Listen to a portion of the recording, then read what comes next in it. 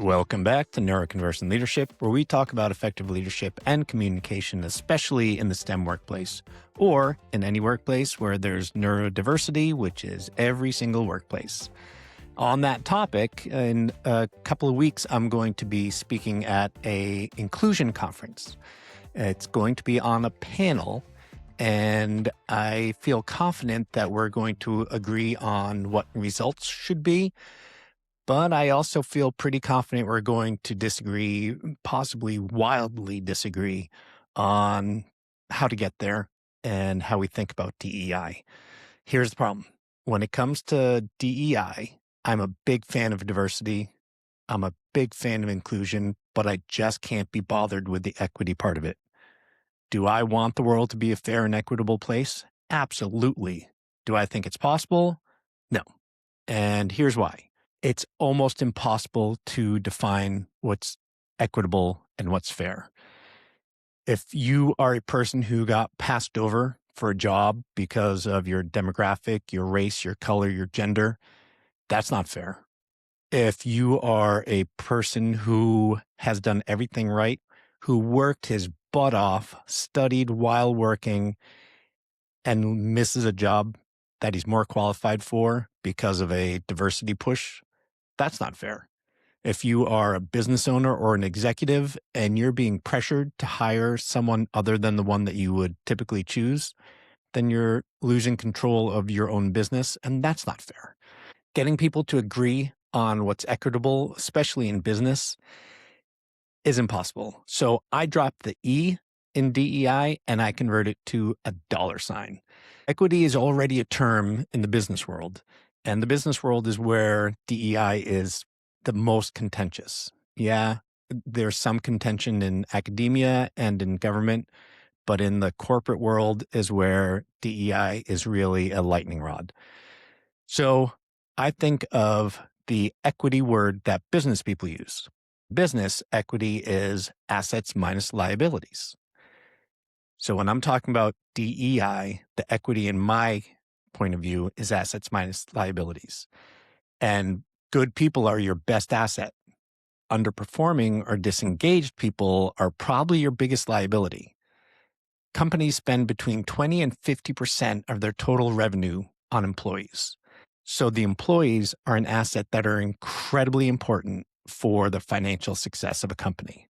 Drop the E for equity and replace it with a $sign for equity, but in this case, financial equity. Studies are clear that organizations with diversity are more successful. There's a Credit Suisse study, and it shows that boards with women on them have a return on equity that's 26% higher and a net income growth that's 40% higher.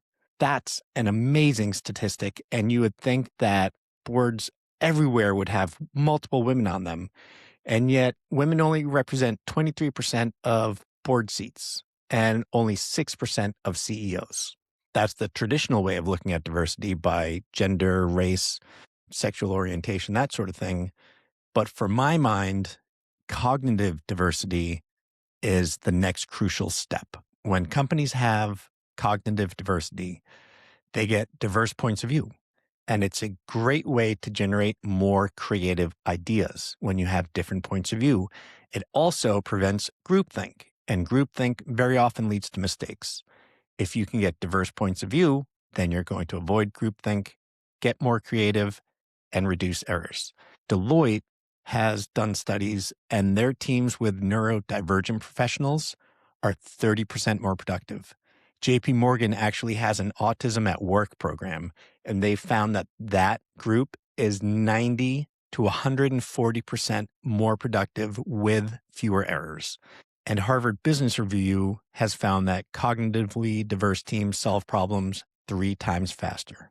But hiring people who are different than you is hard. You're going to feel a connection with some people, and you're going to clearly see some people's strengths. And those people are probably the ones who think and process and share information the same way that you do. People who are different than you can feel off, and it's much harder to see their strengths. So what I recommend is that before interviewing for a role, very clearly define what qualities you're looking for, and then write them down and make sure to go through in the interview each of those qualities and write down what the results were. Because at the end, you're going to have a feeling, and that feeling is going to be shaded by if the person is like you or not, if you feel connected. But if you look back through all the data, it may show that the one you don't feel connected to is actually the most qualified. I also recommend having a diverse group of people do the interviews. Each person's going to see something different, and together you're going to get a better view of that whole person. Not only are you going to get fewer mistakes and more creative results, the other benefit is that it makes hiring easier.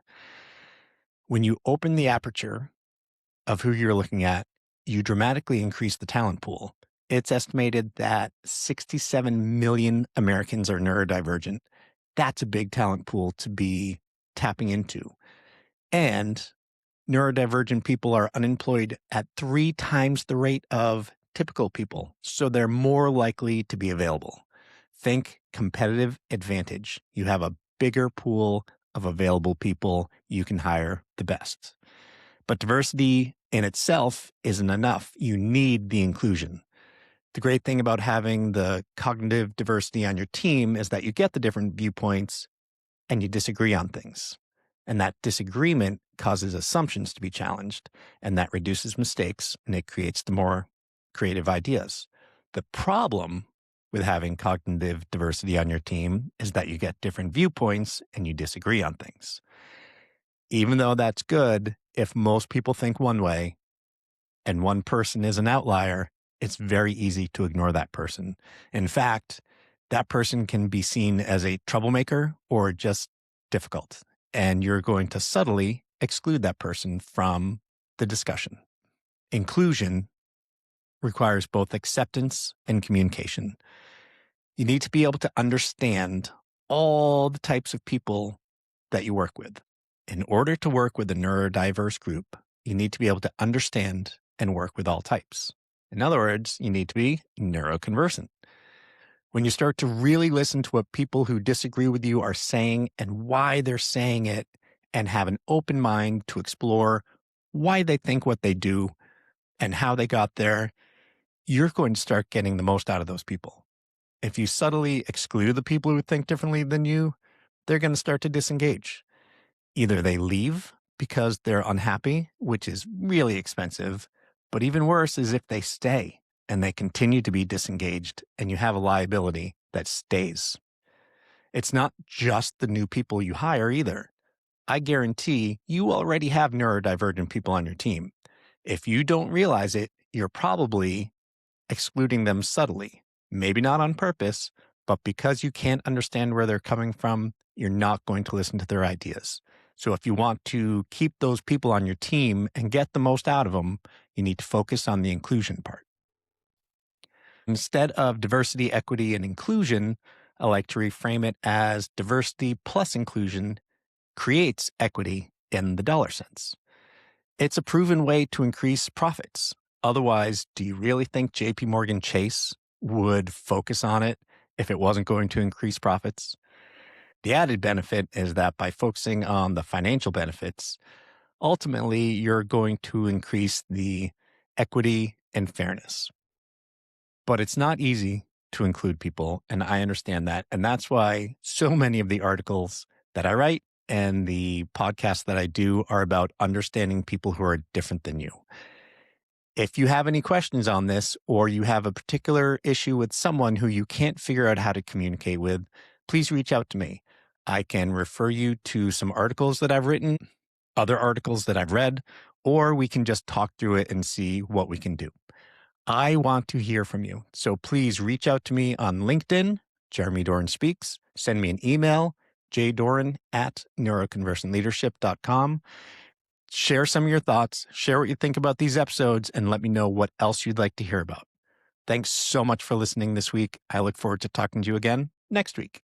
Thanks for listening. If today's conversation resonated with you, share this episode with one person on your team who might benefit from it. And if you're leading a technical team and want to explore how these communication principles could work in your organization, visit www.neuroconversantleadership.com to learn more. And there you can reach out to schedule an appointment. I'd be happy to talk through what might be going on in your world. See you next week.